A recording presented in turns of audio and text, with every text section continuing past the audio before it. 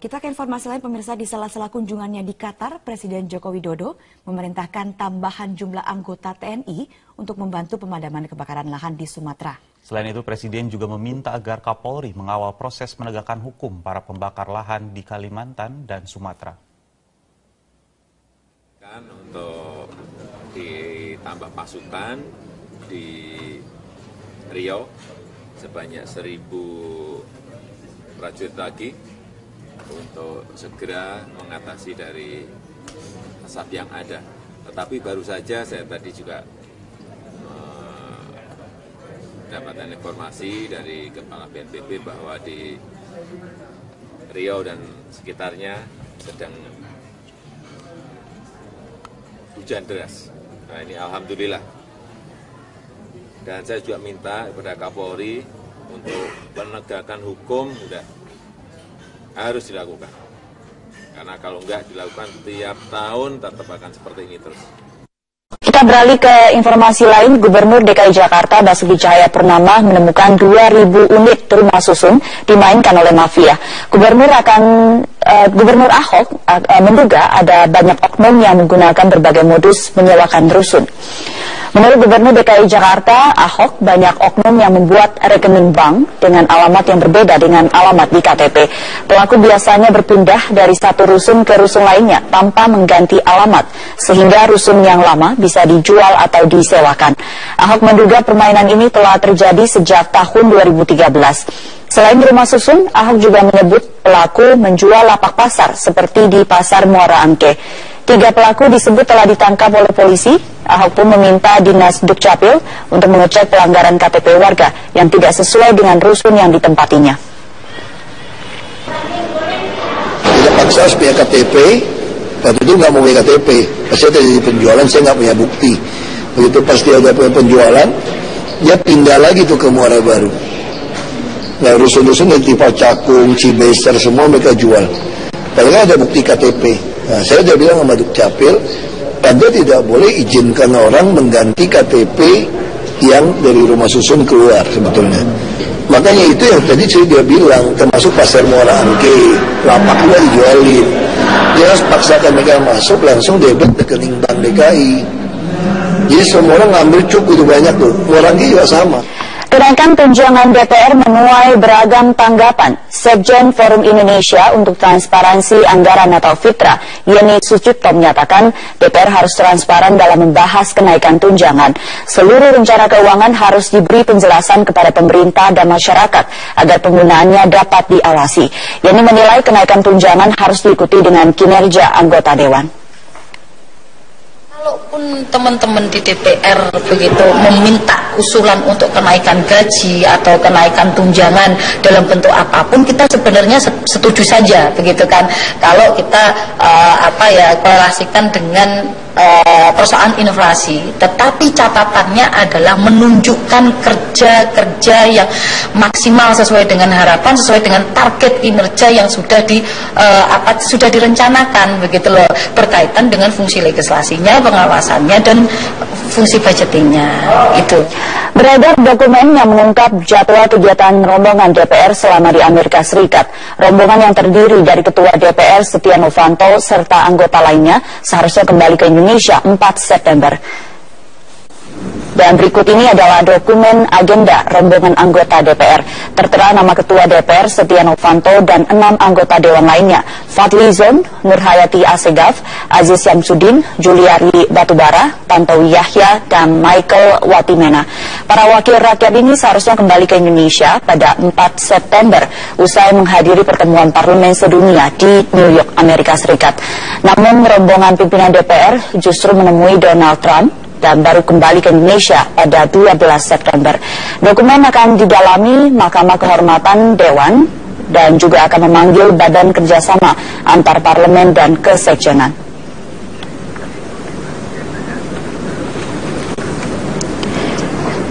Baik, kita beralih ke informasi lain. Kebakaran hutan dan lahan perkebunan terjadi di sepanjang jalan lintas penghubung antar kecamatan Tebing Tinggi dengan Pendopo, Kabupaten Empat Lawang, Sumatera Selatan. Sementara puluhan hektar lahan semak belukar di kawasan padat penduduk Kota Pontianak, Kalimantan Barat, ludes terbakar. Kobaran api cepat membesar dan membakar lahan hutan sepanjang jalan lintas di wilayah desa Ulak Dabuk, Kecamatan Talang Padang, Kabupaten Empat Lawang, Sumatera Selatan. Tidak tampak adanya petugas pemadam kebakaran maupun petugas Badan Penanggulangan Bencana Daerah maupun pihak pemerintah setempat guna memadamkan api. Warga menyesalkan sikap pemerintah yang seakan tidak tanggap dengan kebakaran yang mengakibatkan kabut asap pekat di wilayah Kabupaten Empat Lawang, Sumatera Selatan. Sementara itu kebakaran lahan semak belukar di kawasan perumahan Bali Agung 3, Kota Pontianak, Kalimantan Barat harus meluas hingga 20 hektar. Sejumlah petugas pemadam kebakaran dibantu anggota kepolisian serta warga terus melakukan upaya pemadaman api. Akibat kebakaran lahan ini, kabut asap di Kota Pontianak semakin tebal.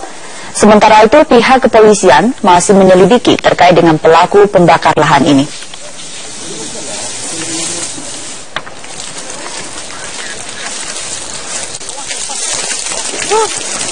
Ya, sementara itu akibat tanggul yang jebol dan mengakibatkan banjir, puluhan hektar tanaman padi siap panen di Kecamatan Samudra, Gedong, Kabupaten Aceh Utara terancam gagal panen.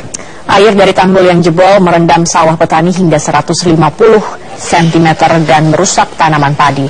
Untuk kembali memanen, petani terpaksa harus menunggu surutnya air di persawahan yang bisa memakan waktu berminggu-minggu. Tidak hanya gagal panen, banjir juga menghanyutkan hasil panen para petani yang masih berada di tengah sawah. Petani berharap pemerintah Aceh Utara serius dalam menangani persoalan tanggul agar tidak lagi jebol dan meredam areal persawahan warga. Ya, jelang Hari Raya Idul Adha, pemilik usaha peternakan kambing Etawa di Lubuk Linggau, Sumatera Selatan kebanjiran rezeki. Penjualan meningkat hingga 30%. Harga kambing yang dijual asri pemilik usaha peternakan kambing Etawa ini bervariasi mulai dari 1,5 juta hingga 3,5 juta rupiah. Peternak memastikan stok kambing Etawa miliknya cukup untuk pasukan Kota Lubuk Linggau, Sumatera Selatan. Warga saat ini lebih memilih kambing lokal asal Curup jenis Etawa karena tubuhnya yang lebih sehat, gemuk, dan gagah. Penjualan tahun ini meningkat 30% dibandingkan dengan tahun lalu.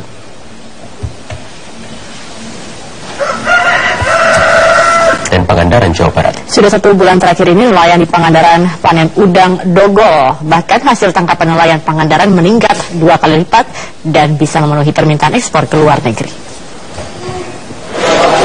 Sudah sebulan terakhir ini, nelayan di Kabupaten Pangandaran panen udang dogol yang merupakan udang favorit pencinta seafood. Udang dogol pun langsung mendominasi aktivitas pelelangan di tempat pelelangan ikan atau TPI KUD Minasari Pangandaran. Dalam sehari nelayan Pangandaran ini bisa mendapatkan udang dogol 2 kali lipat dari biasanya. Omset lelang udang dogol di TPI Pangandaran pun mencapai 100 juta rupiah per harinya, sehingga dalam sebulan bisa mencapai 2 hingga 3 miliar.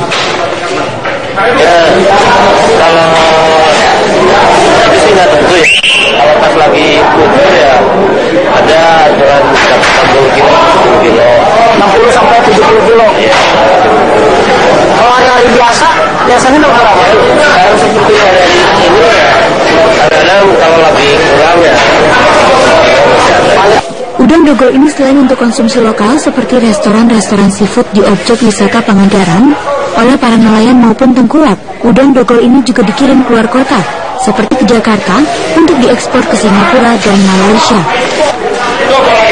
Dari Pangandaran, Jawa Barat, Yosef Trisna, Metro TV. Kita ke informasi dari Aceh, pemirsa. Warga di desa Pasi Masjid Aceh Barat terpaksa mengungsi karena permukimannya dilanda banjir. Banjir akibat luapan sungai Krueng Woilah dan Krueng Merebo melanda permukiman desa Pasi Masjid setelah diguyur hujan lebat sejak Minggu malam. Sejumlah warga terpaksa mengungsi di badan jembatan karena belum disediakan tempat penampungan oleh pemerintah daerah. Banjir juga merusak 3 unit jembatan penghubung di Kecamatan Pantai Cermen sehingga aktivitas warga terisolasi.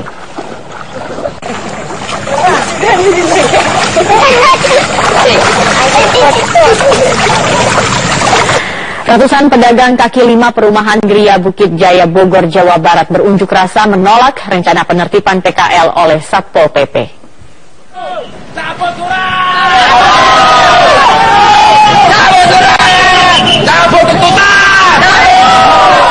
Para pedagang menilai pemerintah desa mengadu ke Satpol PP untuk membongkar PKL di perumahan Gria Bukit Jaya.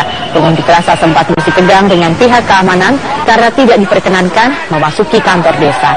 Aksi ini membuat macet Jalan Raya Bogor, Bekasi.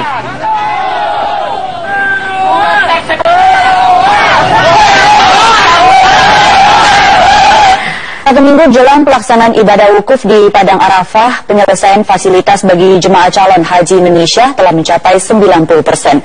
Hal tersebut diungkapkan Ketua Muasasah Asia Tenggara dan Tiongkok, Muhammad Amin Hasan. Amin mengatakan pembangunan maktab untuk jemaah reguler dan non-reguler sudah hampir rampung. Menurut Amin, saat ini di setiap tenda jemaah tahun ini mereka menyiapkan karpet, lampu penerang, serta alat pendingin udara. Amin menambahkan untuk memenuhi kebutuhan jemaah di setiap maktab mereka menyiapkan 100 kamar mandi dan toilet. Semua jemaah haji Indonesia 52 maktab sudah kita bikin kontrak sama Wisma Indonesia pakai air condition. Ini tahun semua karpet di Arafah dan di Mina, lebih lampunya di Arafah lebih double dari tahun yang kemarin. Alhamdulillah tempat WC kita ini tahun spesial bikin apa yang kita servisnya